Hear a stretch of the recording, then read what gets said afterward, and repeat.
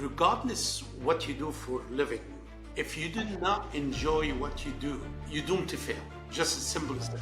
Welcome to Reimagining You. I'm your host, Dr. Ali Daher, and today's guest is a man who knows what it means to reinvent at scale. Hamdi Osman spent 34 years rising through the ranks at FedEx, but instead of retiring comfortably, he decided to build something bold and new. Solitair, the next generation express cargo airline serving Africa, the Middle East, India, and beyond. Only Indian airline are making money from the start. I'm very proud to say that. Now, it's not only about loving what you do, you have to have the passion for what you do. Without passion, consider everything else is secondary. But in business, if you want to succeed, you have to do the focus, analyze, develop, and execute. And you have to execute. If you don't execute, you're going to be execute. We as people, we'd love to brainstorm and change ideas and whatever, but when it comes to real work, this is where execution differentiates people from the talk side to the business side. I did not hire people for knowledge. Knowledge, I can go get a professor, has a lot of knowledge, but he doesn't have experience. Or I can go get people with experience. And those people with experience without the knowledge can make you hit the wall very easily. But to have somebody have knowledge and experience combined together, which is called wisdom. Yes. That's a masterclass by itself. Thank you for sharing that. This is beautiful. Another powerful conversation on Reimagining You.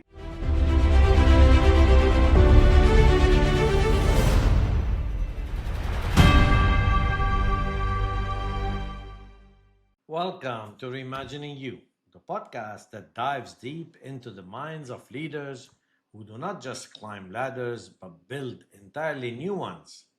I'm your host, Dr. Ali Daher, and today's guest is a man who knows what it means to reinvent at scale. Hamdi Osman spent 34 years rising through the ranks at FedEx, ultimately leading operations across some of the world's most complex markets. But instead of retiring comfortably, he decided to build something bold and new. Solitair, a next-generation express cargo airline serving Africa, the Middle East, India, and beyond. It's more than an airline. Solitair is a mission to bridge regions, rewire logistics, and reimagine what's possible in emerging markets. So Hamdi, welcome to Reimagining You. Thank you, Dr. Ali. It's great to be here with you today. Great to have you as well. So Hamdi, I must admit, every time I host a guest, I do a little bit of research. So while prepping for this episode, I stumbled on a funny fact because while I was searching for Hamdi Osman, I accidentally searched for Osman Hamdi. The painter or the... Osman Hamdi, I don't know if you're familiar with him. Yeah. He's the painter.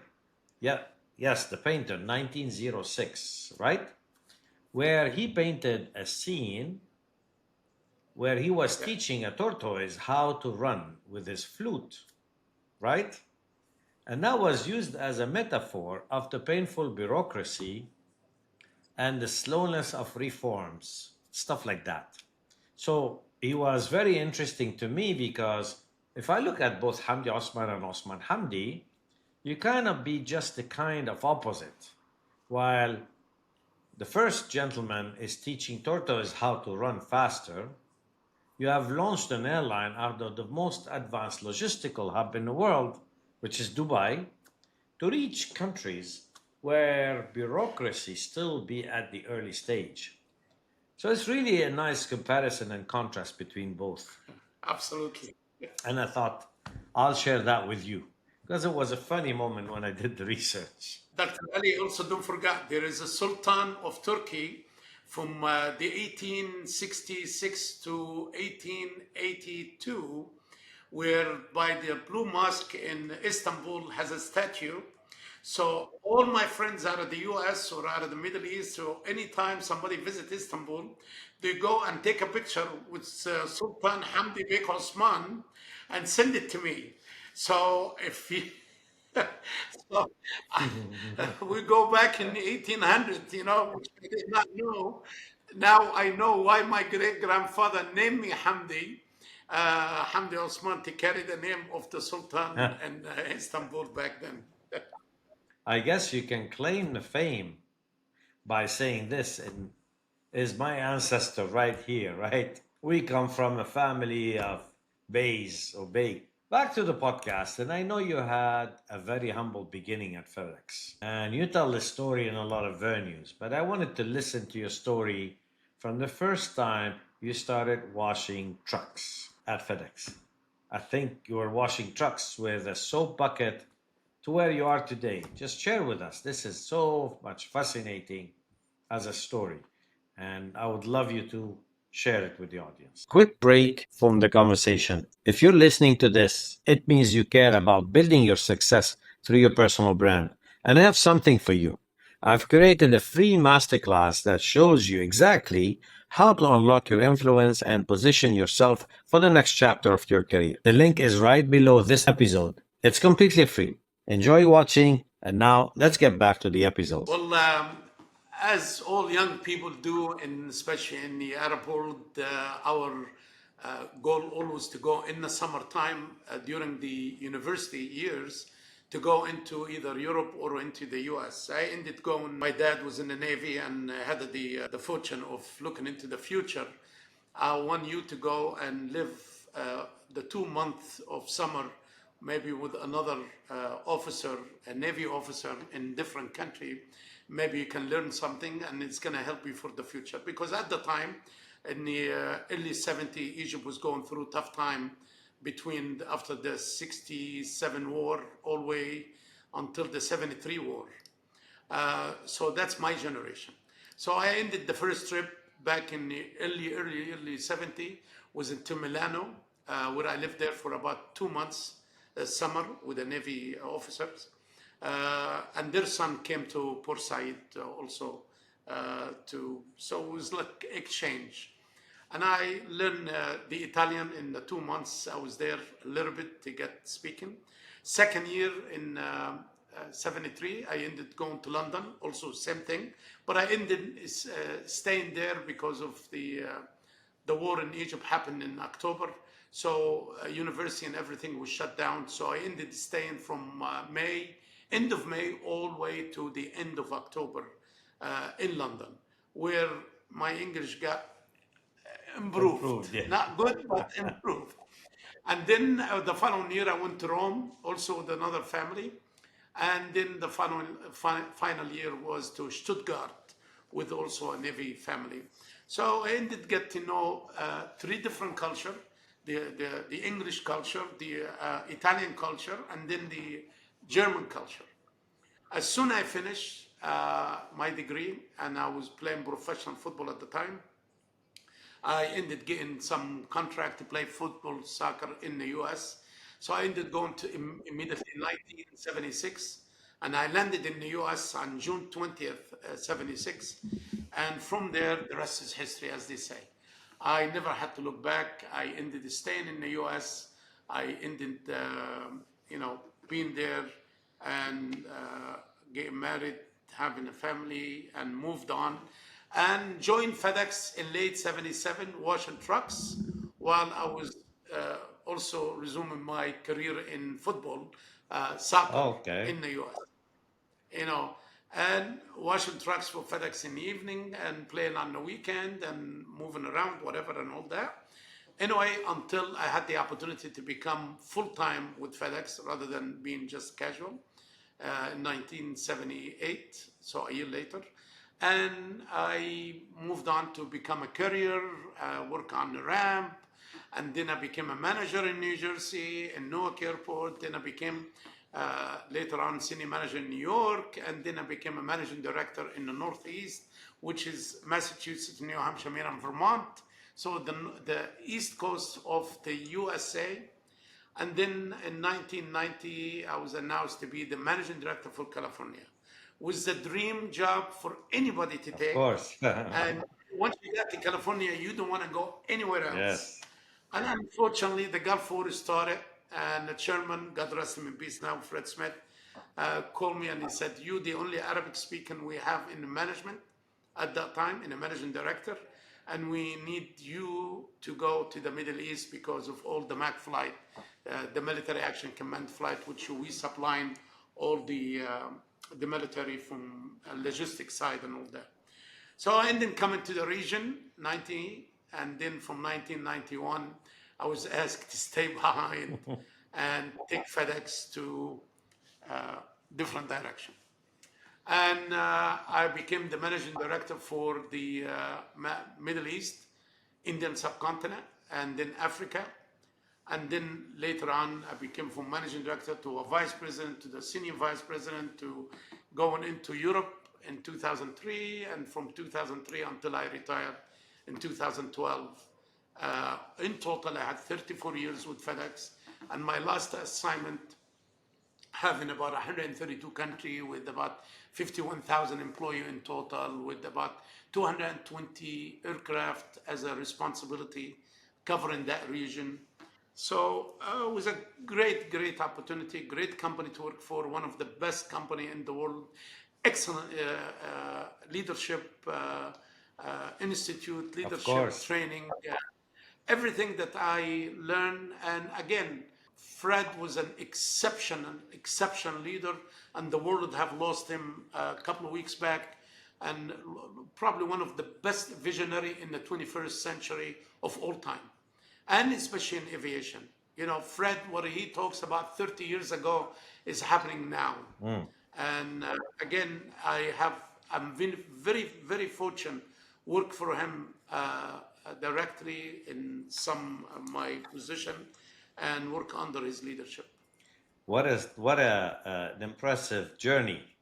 34 years across the globe. You're a global citizen, I would say, right?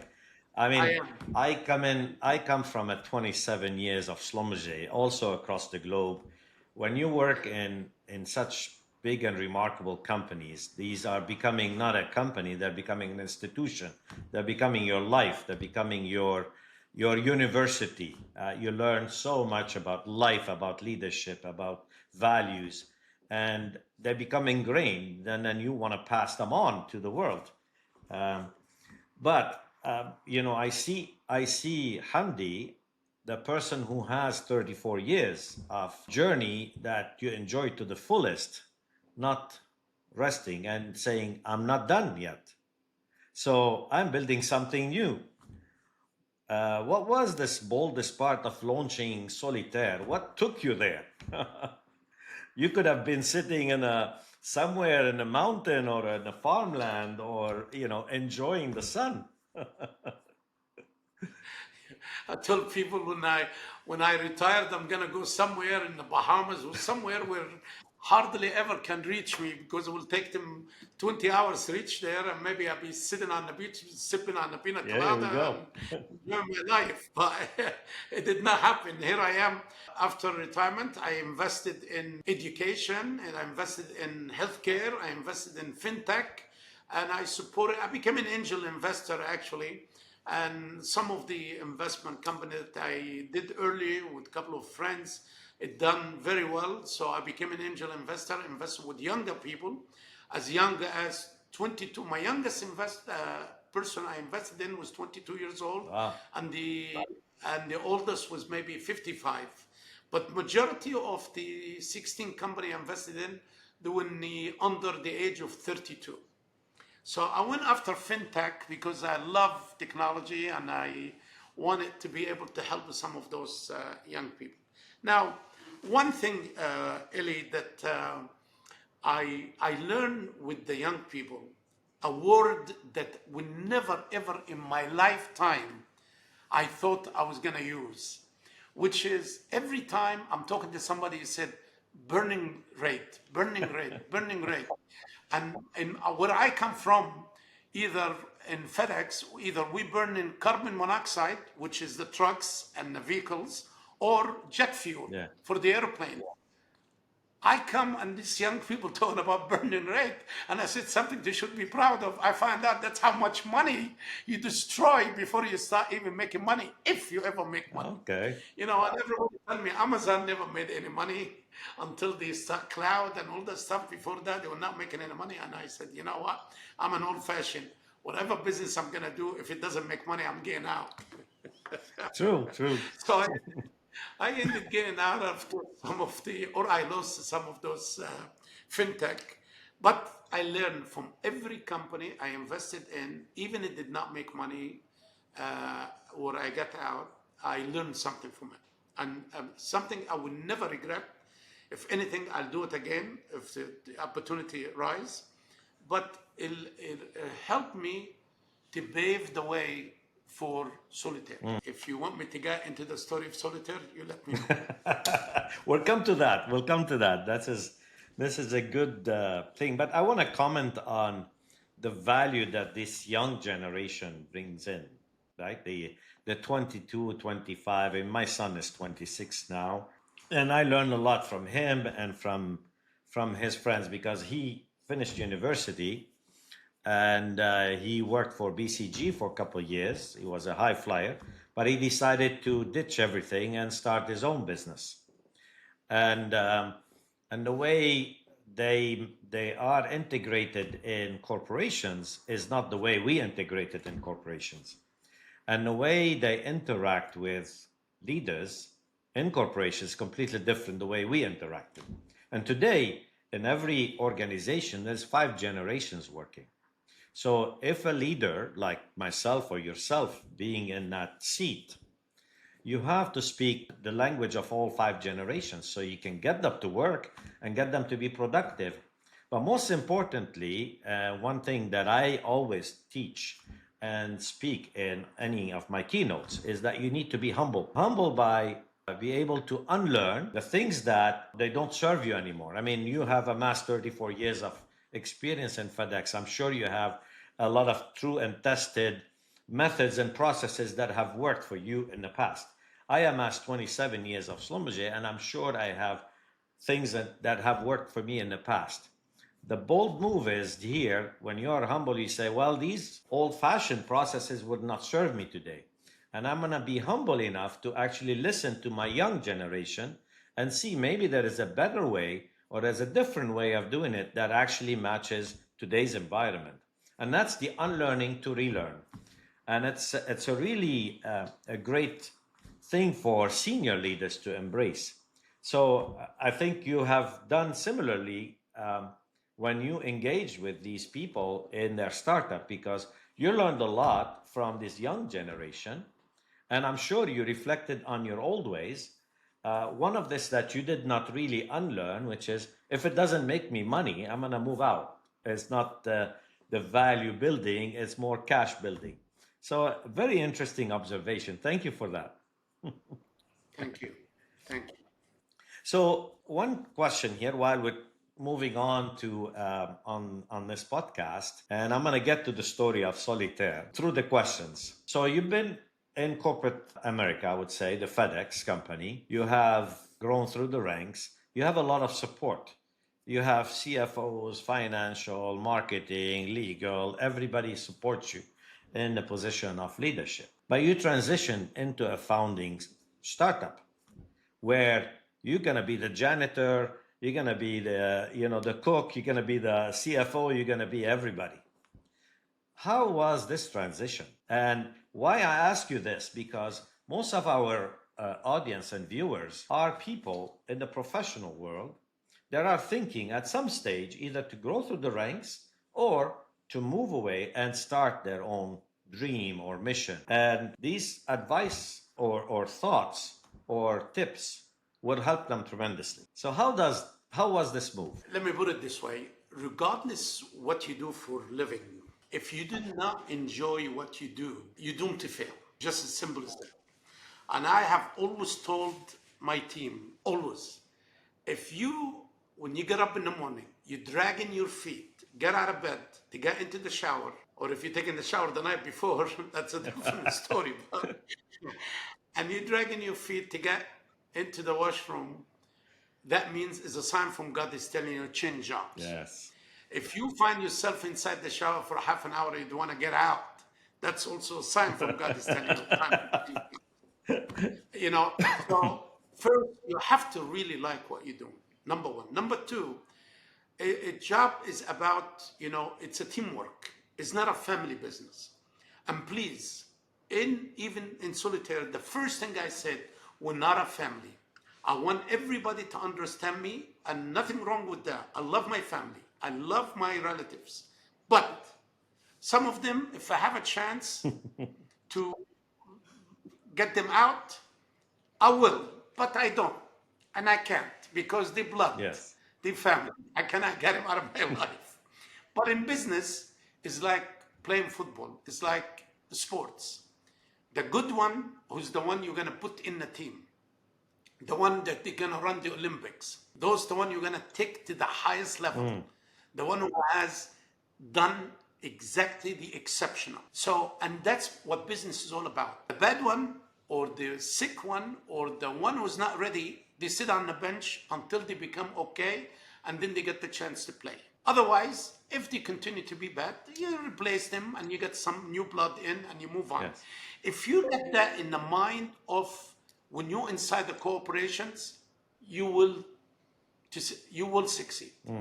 But without one secret of the ingredient, which is passion. Passion. Without passion of what you do, now it's not only about loving what you do, you also have to have the passion for what you do. Without passion, consider everything else is secondary. And move forward. Once I get into the team and all that stuff, we learn in the good old days, it says TLA, talk, listen, act. Talk, listen, act. You have to talk, you have to listen. God give us 2 ears, and you have to act.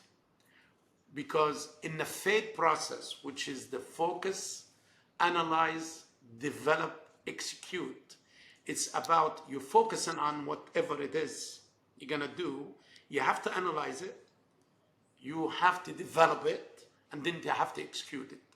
Now, some nationality, they go from focus to execute. Some nationality go from focus to analyze, back to focus, back to analyze, back to focus. And some they go to development and they get stuck between develop and analyze, develop and analyze. And a lot of nationality, they have different way of execution. They never go for the execution because they know if they execute something and it come out wrong, they're gonna get fired, or they're gonna be people gonna talk about them. So they let somebody execute on their behalf, or they never see the limelight. But in business, if you want to succeed, you have to do the focus, analyze, develop, and execute. And you have to execute. Yes. If you don't execute, you're going to be cute. Very nice. Very nice. I'm going to steal this for my next LinkedIn post, if I may. As long as you put next to HO, Hamdi I Osman, will. Definitely, I will. I love that. I love that. So I learned 2 acronyms today, TLA and FADE. So, but the execution is key, absolutely. If you don't execute, there's still ideas in the air. You know, we as people, we'd love to brainstorm and change ideas and whatever, but when it comes to real work, this is where execution differentiates people from the talk side to the business side. One thing. Really, I'm gonna just inject Sure. one thing in there. I was interviewed also by one of the TV channels and all that, and they said, "Okay, Mr. Osman, I know that you one out of 11 people, the chairman had to select somebody to be the COO of Europe to clean it up at the time when Europe was really not going so well." And the CEO at the time needed help and all that. So I kept my region and I went into Europe for his first 2 years as a COO to help out and all that. Why out of the 11 people selected you, which your number was out of the 11, you were number 11? They had no chance, with zero chance you become the selected individual to do this in Europe. How did the chairman, all that? I said, to be honest with you, the difference between me and every one of those 11 people, they were all exceptional talkers. They were all pure American, pure British, pure German, pure French, whatever. And I come in, born in Egypt, managed in New York or in New Jersey, a little bit of this, a little bit of that. You don't know what it is, work in Asia, work in the Middle East and all that. So you really don't know what it is. I said, the only difference between me and them, I executed. I was not afraid to take a decision. I built things. I changed things. I took things on the chin. I was not afraid ever of making a change, because leadership, what's the difference between a manager and a leader? A manager manages things. A leader takes people where they don't want to go. Yeah, very good. That's a huge difference. And when you take people where they don't want to go, you take them out of comfort zone. And what happens? They give you the result. They achieve miracles because people like us, they inspire others to do their best. And that's what leadership is all about. Beautifully said. Beautifully said. I love it. I love it, Hamdi. You're singing to the choir here. That's absolutely wonderful statements. And thank you for sharing that. So we're going to talk about Solitaire now. I mean, Solitaire is your vision. What's different about building something where really your name and values are at the core?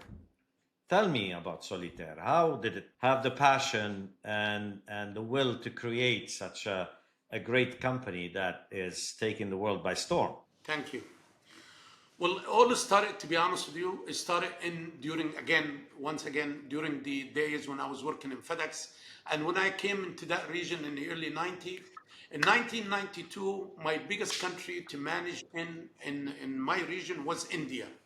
And India was really, at the time, was very difficult country to work with due to regulation, due to customs, due to many things. However, a shipment taken from the US to India will picked up on Monday, will arrive in India on a Tuesday. So overnight, it can be in India. But take it from intra-India, from Mumbai to go to Delhi or go to Bangalore or Madras, will take anywhere between 5 days to 10 days. Okay. And it blew my mind. And I went to our company at the time, it's called Blue Dart Express. They were doing the first mile, last mile on our behalf.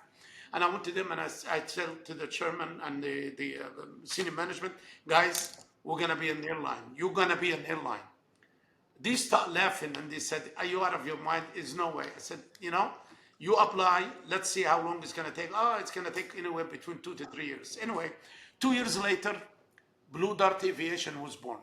And Blue Dart Aviation was a made company to be for FedEx. So when we arrive, the domestic company will take the goods from Mumbai, deliver it to Delhi or Calcutta, or to the south, Bangalore or Madras. And from there, we were able to do the service level overnight. Okay. So if it's coming from Monday, arrive on a Tuesday, by Wednesday, it's delivered. And we really killed it back in 1995. Everything worked perfectly.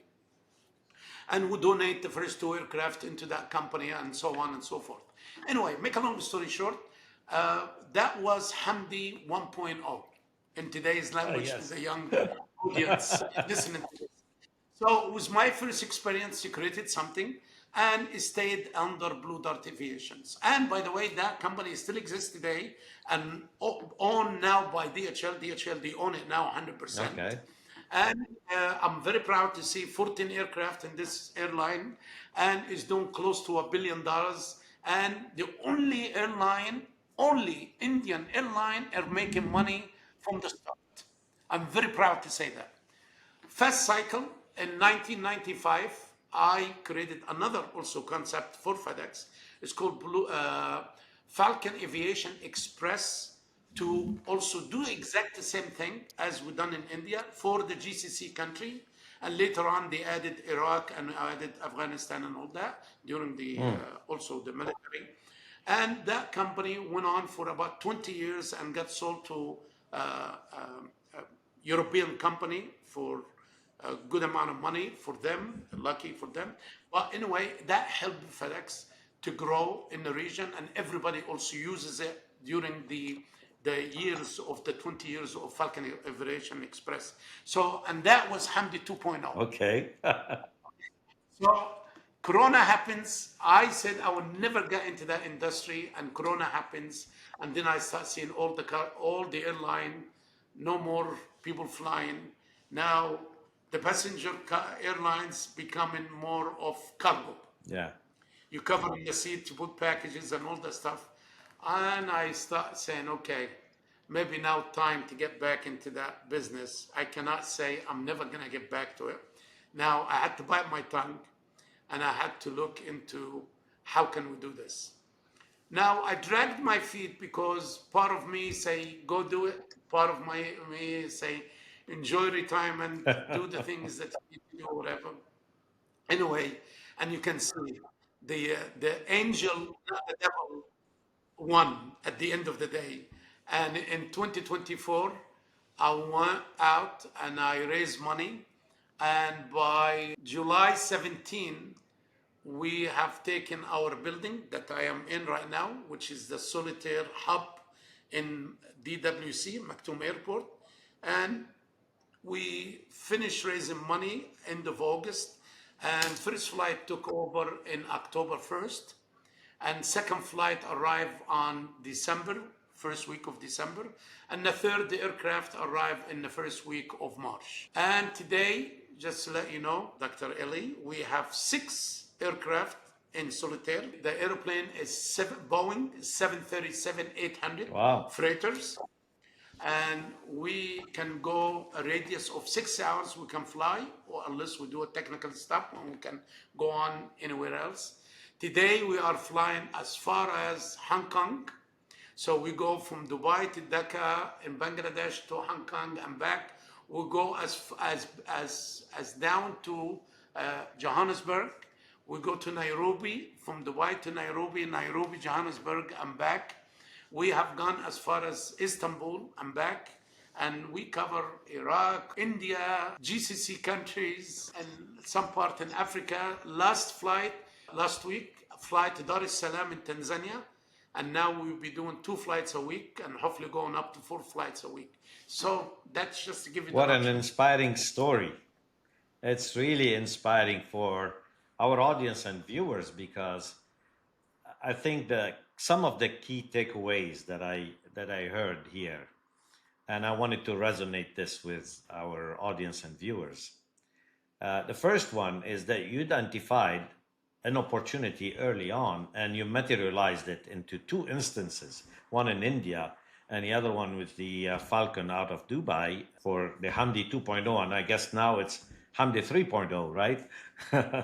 Correct. So when you identify within your medium or your industry or your craft an opportunity, you had the passion, you looked at it, but it stayed in your mind. This is where you saw the future early on, and at some stage you say, okay, I'm gonna do the jump. I've done it here, I've done it there. Now why can I do it on a different scale and a different setup? That's one, is identification of early opportunities when you're doing your craft. So don't ignore it. And I tell people, do you know the red car theory? Have you heard of the red car theory, Hamdi? No. Okay, I'll share it with you. So while you're coming to the office, how many red cars you've seen today? Maybe one. One, or maybe you don't recall because you have not been focusing on finding those, right? Now, when you go back to your house today, I'm sure you're going to be looking at red cars. I did this experiment with somebody, and he sent me a message. I saw 261 red cars.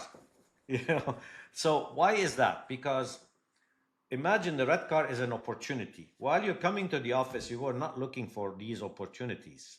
So you didn't care. Opportunities were passing by you. But when you're now focusing on looking at opportunities and listening with a mindset of finding opportunities, you're going to find them everywhere. When you start finding them, and if you have the appetite, you're going to jump on good opportunities. And that's really the red car theory. So you have identified those kind of opportunities early on. You've been observing, you've been looking, and this is a great mindset to have.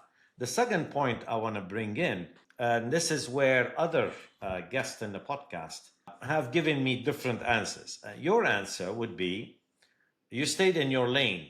So imagine this is a swimming pool. The cargo industry is the lane in a swimming pool where you're racing, and you stayed in that lane. Some people say, well, it's okay. It's good to stay in the lane. It's the safest. Some people say, no, I want to be in the flying industry, in the transportation industry, and that's the swimming pool. Some people say, well, it's maybe a stretch to go outside the swimming pool and be on land and start something different, go into, I don't know, catering or FMCG or any other industry. So what's your view on that? Because I'm interested to see and hear from you for our viewers and audience. Is it better to stay in your lane if you're thinking and contemplating doing something else? Is it being in your industry, means in the swimming pool, or completely venture out if you find an opportunity and a passion outside? What do you think about that? Well, I will answer it from experience, and I will answer it from someone who got his hand burned, and also despite of early warning, and despite of people who wish you well and they tell you advice for the sake of brotherhood. Yes. Uh, Based on that, to answer you immediately, keep the main thing the main thing. Okay. Explain that to me. Keep the main thing the main thing. Stick with what you know best Okay. first. So don't go around and trying to create something that you might not be in control, or you might not understand, or you might have to rely on others. That all have risk to it. I use the example, and when we hiring somebody, Yeah.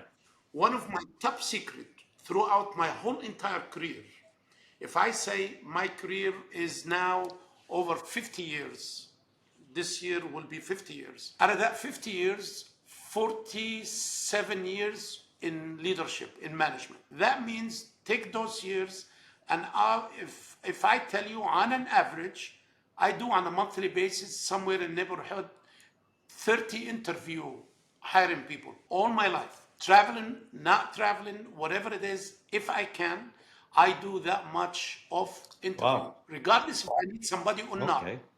because it's a way to learn how other industry going, a way to learn what's going on. I learn when I meet somebody older, experienced, or somebody very young, very fresh, just came out of university. I learn something from all of them. And on top of all of that, I create ambassador for my brand. Yes. Whoever does not get hired, or if they get hired, they become an ambassador of that brand. If that brand is a FedEx, or that brand in eventual education, or that brand is Solitair. I create ambassador on my brand.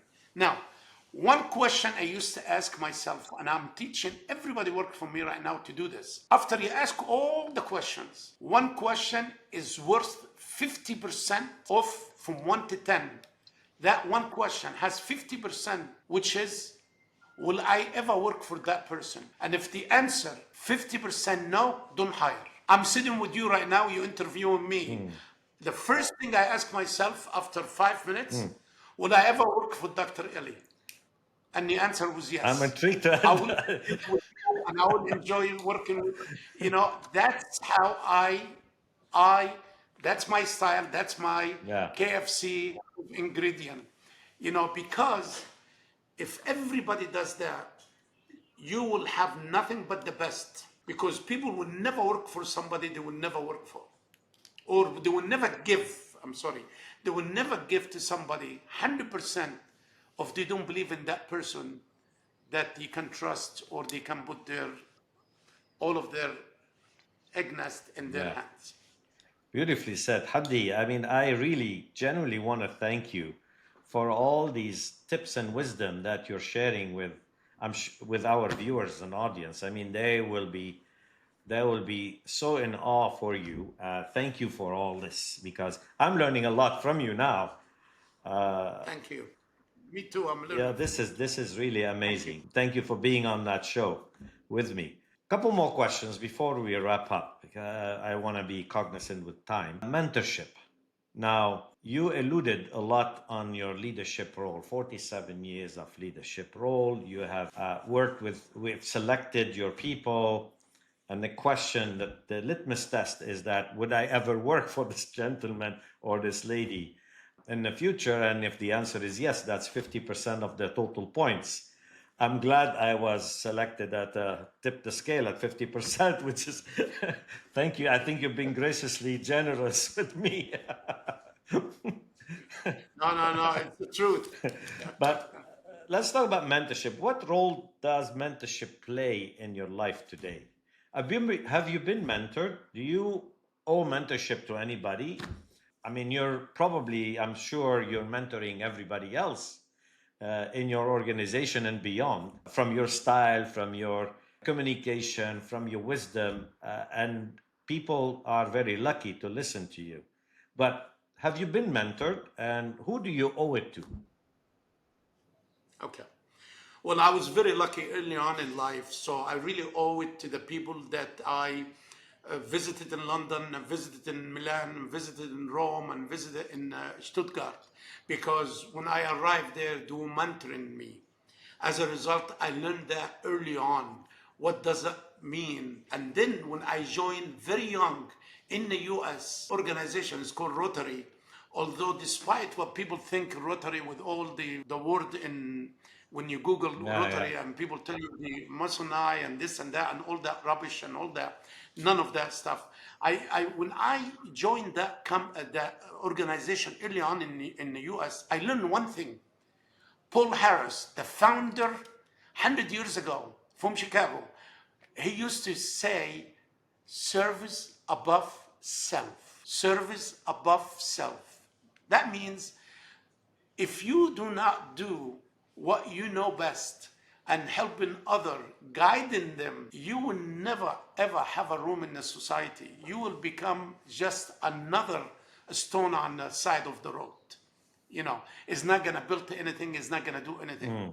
If anything, somebody will take it and use it harmfully someone else. Yes. However, no, we wanna be that one that you left something behind.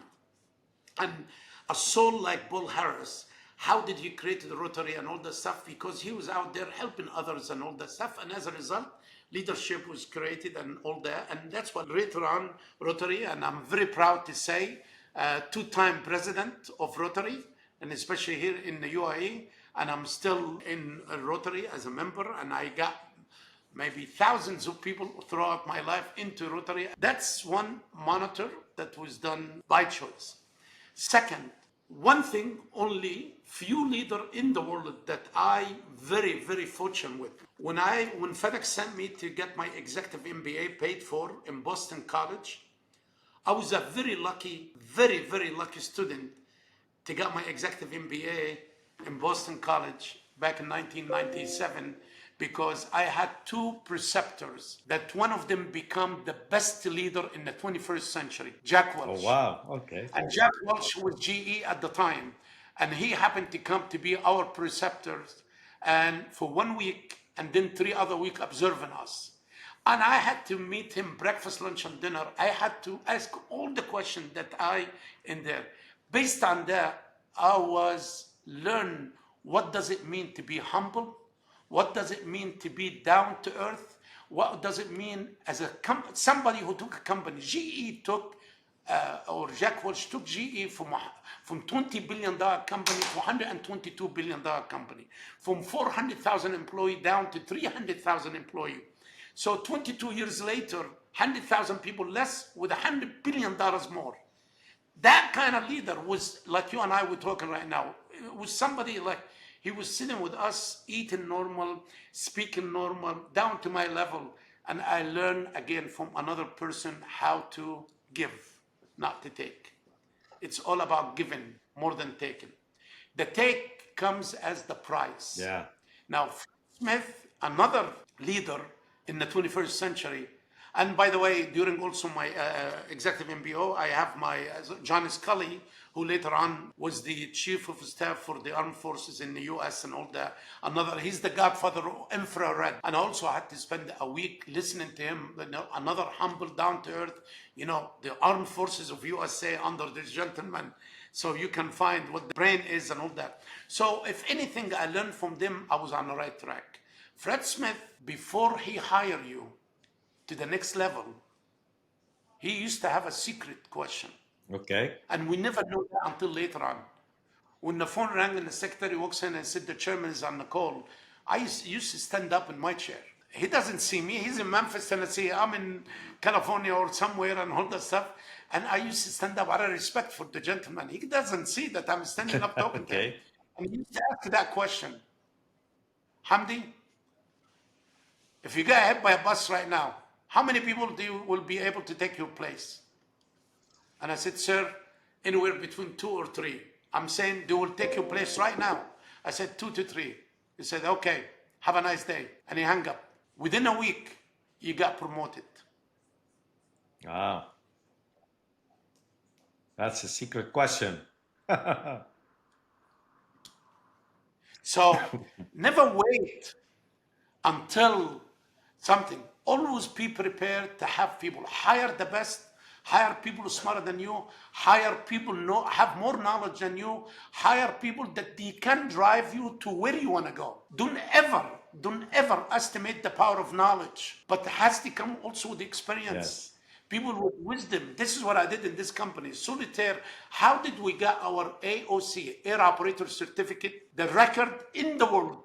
I challenge you, if you can find an airline got their AOC in less than 6 months. Not yet.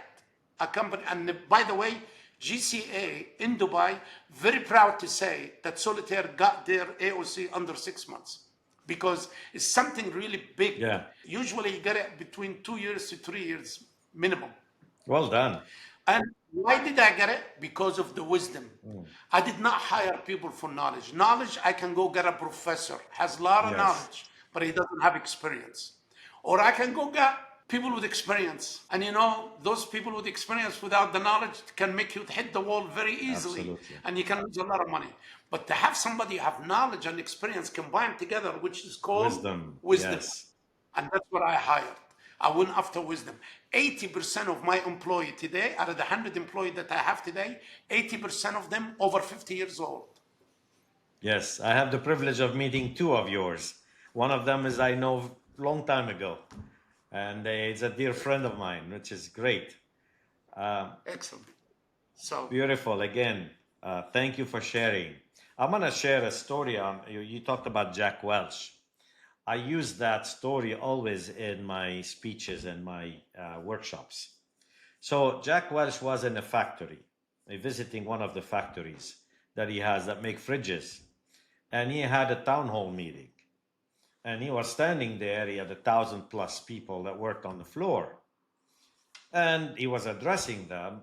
And they had apparently some issue with a fridge, which the handle was not correctly working and whatever.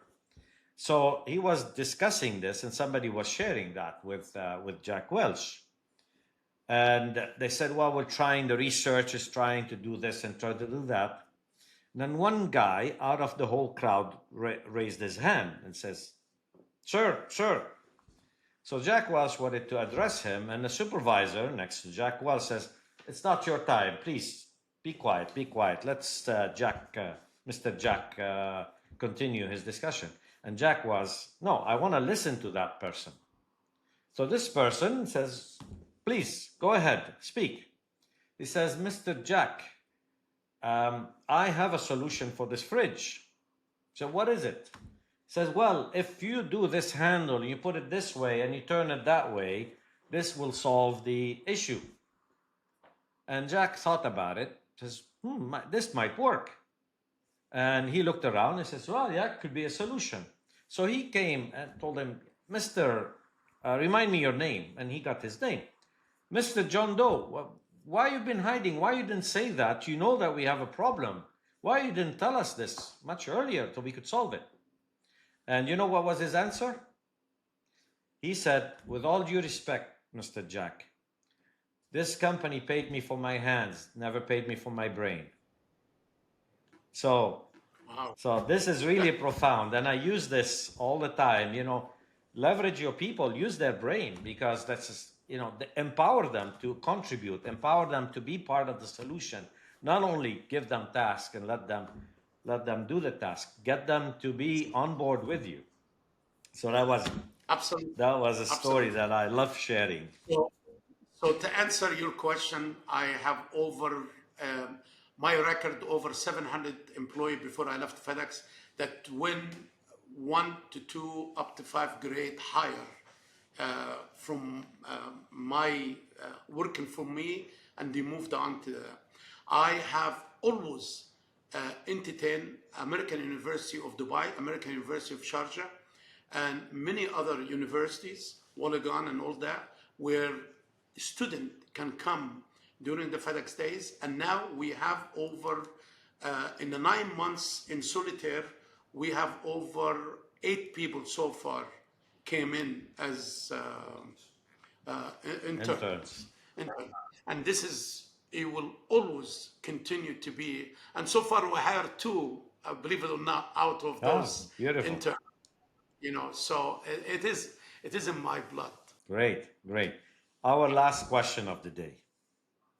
And this is really targeted to our viewers and audience that are sitting behind what we call it the comfort trap. And the comfort trap is that they have a business card saying Mr.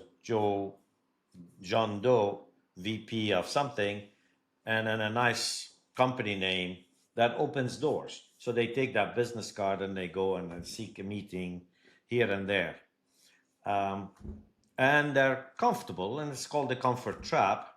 Even though they go in the morning, they probably sit half an hour in the shower thinking, should I go to the office or should I not? I mean, it's a deja vu scenario.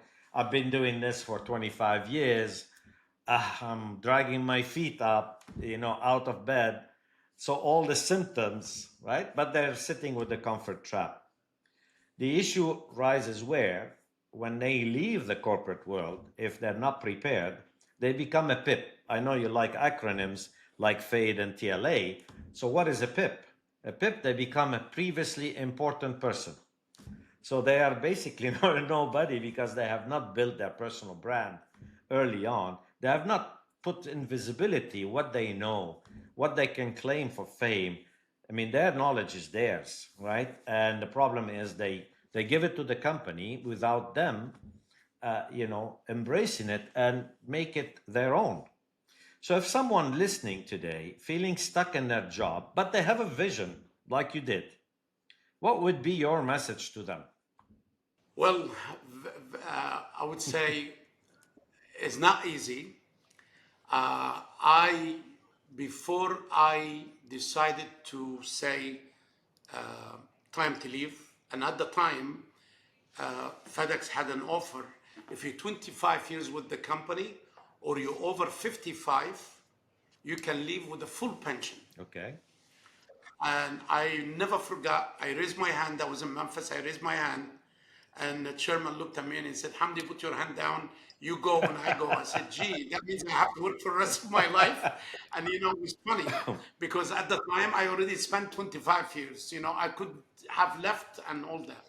But the one thing is, it crossed my mind because I had people in my mind, they were okay. And they went out, they left their company, they started a business, and they're able to sell that person a business in less than 5 years for $80 million. And I was saying, $80 million, even if I work for another 50 years, I will never make that kind of money. And this guy was just this and that and all that stuff. The one thing is, what I would say to anybody, your gut feeling is your number one. Your passion is your number two. And, it doesn't matter what your religions are and what you believe in. One thing is, you believe in whatever you believe in. You believe in God.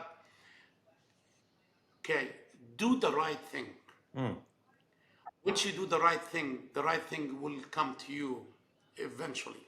But have an excellent business plan, got minimum of 5 people to look at it, and 3, they're gonna tell you don't waste your time. 1 is gonna be 50-50, and 1 person is gonna say, wow, it's an exceptional. Make sure you ask all the question and do what you think Yeah. your heart, your mind, your passion tell you. I'll give you a secret. When we, with 3 other friends, and especially one of my close friends, we started back in 2004 an education businesses. People told us, don't waste your time. It's not gonna go anywhere. You know, it's very regulated. It's very tough and all this stuff. We done it, and we done exceptionally well. When every time I start a business in my lifetime up to today, I own, as a hobby, never as a profession, 58 restaurants, and half of them was my creation from zero.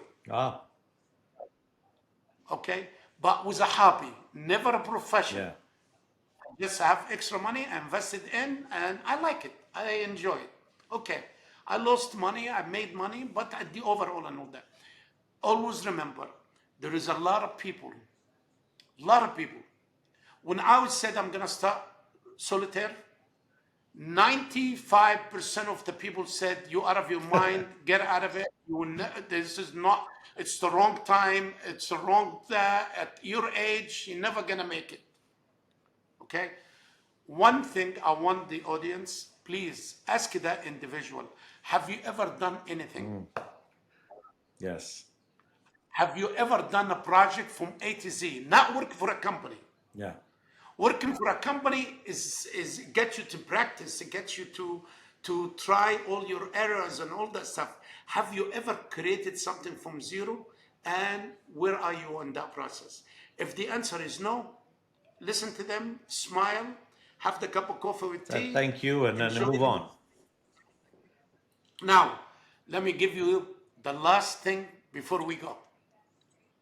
In every discussion, in every outside speaking arrangement, I have always ended with something. I tell people, one day when we all die, when I die, I want you to put Hamdi Osman, lose the sales, make a friend. Okay. Interesting. Salespeople used to hate me. The trainers used to hate me. They said, "We're training these guys for a whole month, and now we tell them lose the sales, make a friend. A friend they cannot, cannot go to the bank. We need to generate money." I always, and as in Solitaire, I said, we sell in service. We're not selling in pricing. I'm never gonna compete on a price. Who's my competitor? Is Solitaire. I compete against Solitaire. Solitaire against Solitaire. I deliver service. From the service, everything will happen. I make friends because friends will always come back. Friends will forgive you when you make a mistake. So create a friend before you create a customer, because a friend will become a customer. Wow. And that has been my secret ingredient all my life. That's an MBA lesson. That's a masterclass by itself. Thank you for sharing that. This is beautiful. What an inspiring story. Hamdi, what you've shared today goes far beyond logistics. It's really about what actually happens when someone refuses to be defined by a title, even when they've earned it over decades, and instead chooses to start again with purpose. So your journey from washing trucks to launching jets, from global executive to regional disruptor, your journey is really a masterclass of humility, vision, and what it truly means to lead with legacy in mind. So to everyone listening and watching, whether you are in the comfort of the C-suite or stuck behind a business card that no longer feels like you, and don't become a pip. Hamdi's story is your reminder. It's never too late to pivot to reimagine, and to build something that carries not just goods, but meaning. Hamdi, again, thank you for being with us, and thank you to our listeners and viewers for joining another powerful conversation on Reimagining You. Until next time, keep building the brand only you can own.